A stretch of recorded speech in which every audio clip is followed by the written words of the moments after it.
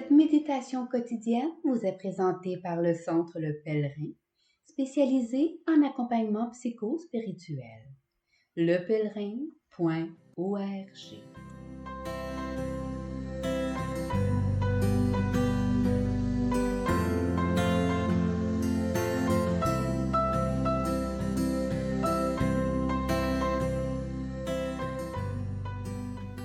Méditation du vendredi 10 mars. En ce temps-là, Jésus disait aux grands prêtres et aux anciens du peuple: « Écoutez cette parabole. Un homme était propriétaire d'un domaine. Il planta une vigne, l'entoura d'une clôture, y creusa un pressoir et bâtit une tour de garde. Puis il loua cette vigne à des vignerons et partit en voyage. Quand arriva le temps des fruits, il envoya ses serviteurs auprès des vignerons pour se faire remettre le produit de sa vigne. Mais les vignerons se saisirent des serviteurs, frappèrent l'un, tuèrent l'autre, lapidèrent le troisième. De nouveau, le propriétaire envoya d'autres serviteurs plus nombreux que les premiers. Mais on les traita de la même façon. Finalement, il leur envoya son fils, en se disant: « Ils respecteront mon fils. » Mais, voyant le fils, les vignerons se dirent entre eux: « Voici l'héritier. Venez, tuons-le, nous aurons son héritage. » Ils se saisirent de lui, le jetèrent hors de la vigne et le tuèrent. Eh bien, quand le maître de la vigne viendra, que fera-t-il à ces vignerons? On lui répond: « Ces misérables, il les fera périr misérablement. On louera la vigne à d'autres vignerons, qui lui en remettront le produit en temps voulu. » Jésus leur dit: « N'avez-vous jamais lu dans les Écritures? La pierre qu'ont rejetée les bâtisseurs est devenue la pierre d'angle. C'est là l'œuvre du Seigneur, la merveille devant nos yeux. Aussi, je vous le dis, le royaume de Dieu vous sera enlevé pour être donné à une nation qui lui fera produire ses fruits. » En entendant les paraboles de Jésus, les grands prêtres et les pharisiens avaient bien compris qu'il parlait d'eux. Tout en cherchant à l'arrêter, ils eurent peur des foules parce qu'elles le tenaient pour un prophète.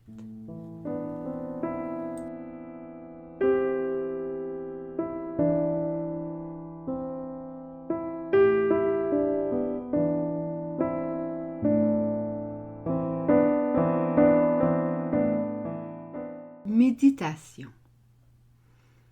Cet évangile de Matthieu nous présente l'une des paraboles les plus dramatiques qui illustre la tragédie de la vie terrestre de Jésus. Le rejet et la mise à mort de la part de son propre peuple. La vigne, c'est le peuple d'Israël que Dieu a aimé d'une manière particulière et sur lequel il a déversé ses dons immenses. Là, la vigne ne donnait que de mauvais fruits. Ici, en Matthieu 21, Jésus attire l'attention sur le propriétaire de la vigne, Dieu le Père, dont l'amour fidèle et incommensurable ne se retire jamais, même lorsqu'il est rejeté.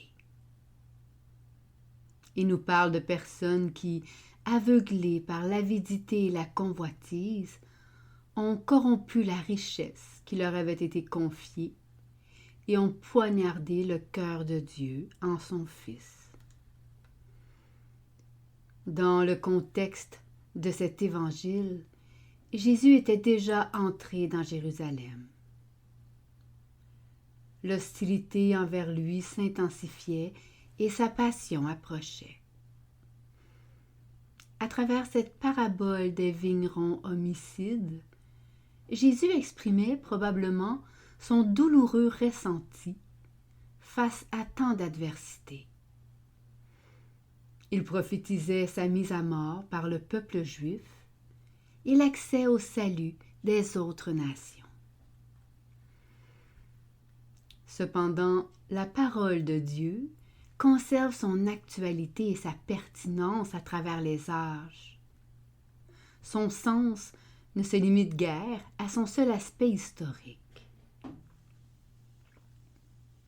Tuer Jésus, le Christ dans l'histoire, ou tuer le Fils, Dieu, en nous, relève de la même folie et du même meurtre. Si nous, qui sommes porteurs de sa vie, ne permettons pas au vivant de donner ses fruits à travers nous, nous ne valons pas mieux que ces vignerons indignes et criminels. Voici l'héritier. Venez, tuons-le, nous aurons son héritage. Quelle épouvantable réalité gît en l'humain. Il détourne la personne en une chose à s'approprier. Il brise la promesse pour s'emparer de la production. Que reste-t-il lorsque la finalité est brisée? Une terre désertée? Un monde déshumanisé? Lorsque l'on tue le Fils qui nous offre le vin de la communion, le vin de la joie et de la vie, on enlève à l'autre les possibilités de communier à cette promesse offerte. Y a-t-il une plus grande insanité que de répéter incessamment cette fable du marchandage, de la destruction et de la mort? Dieu a été crucifié sur la croix une fois dans l'histoire, mais il est encore chaque jour sur la terre de nos guerres, de nos rejets, de nos haines, de nos enfermements, de nos convoitises. Nos sociétés dites post-modernes, dans une tentative de surmonter le désenchantement du monde et la désagrégation des repères religieux, ont décidé de se passer de Dieu créateur.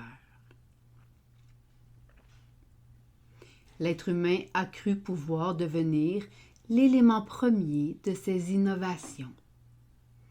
Sa connaissance est devenue son Dieu créateur. Il lui suffit de raisonner, de démontrer, de vérifier par des expériences scientifiques et des logarithmes rigoureux pour contrôler la vie et la développer. Tout est devenu une œuvre humaine. Même les valeurs se définissent par l'effervescence des désirs et des plaisirs. Est seulement valable ce qui assure du succès et du pouvoir. Aujourd'hui, l'individualisme, œuvre des valeurs contemporaines, est lié à la prépondérance du désir de chacun. Armé comme il ne l'a jamais été, notre monde culbute comme un navire qui est sur le point de chavirer vers une catastrophe irrécupérable. La finalité de cette allégorie est loin d'être un défaitisme lamentable de l'humain, mais elle nous révèle son impensable grandeur. La parabole se termine en nous montrant que le chemin de la violence n'a pas d'issue et en nous révélant une bonne nouvelle. La pierre qu'ont rejetée les bâtisseurs est devenue la pierre d'angle. Le Fils rejeté se révèle ouvrir un passage vers l'être qui ne cesse de germer en nous sous le soleil de l'amour. L'humanité de Jésus nous a introduits dans le mystère du cœur divin. Et c'est justement là que nous pouvons découvrir l'impensable grandeur humaine. La vie divine nous est confiée pour grandir, pour se communiquer, pour se répandre et pour aimer le monde. Jésus nous a confié notre participation au projet divin. Nous sommes devenus des co-créateurs. Comment participer à la croissance de la vie divine en nous? Lorsque notre réalité humaine nous rappelle constamment l'omniprésence de la violence, du rejet et de la critique? Comment garder notre cœur serein lorsque tout semble s'effondrer autour de nous? En prenant justement appui sur la pierre angulaire en nous, sur le Christ qui seul est capable d'éclairer tout notre être, de nous faire vivre l'amour du Père en plénitude et de voir tout le monde comme un bien-aimé du Père. Il nous revient de choisir ce qui compte réellement, de cultiver les grâces et les dons que nous avons, au lieu de convoiter ce que nous n'avons pas. Peut-on bâtir une société, une famille, une communauté sans pierre d'angle, sans Dieu, sans amour? Peut-être qu'elle tiendra un bout de temps pour les avantages communs, mais elle se détruira assurément tôt ou tard par les bénéfices personnels. Puissions-nous, à chaque jour, choisir de sauver le Fils en nous et de ne pas laisser périr la vie divine dans le monde. Puissions-nous, à chaque matin, nous poser, nous reposer et nous déposer en Dieu. Et que les plans de notre vie, toujours à dessiner, soient à l'échelle de la démesure de l'amour de Dieu. Méditation écrite par Gladys L. Hello.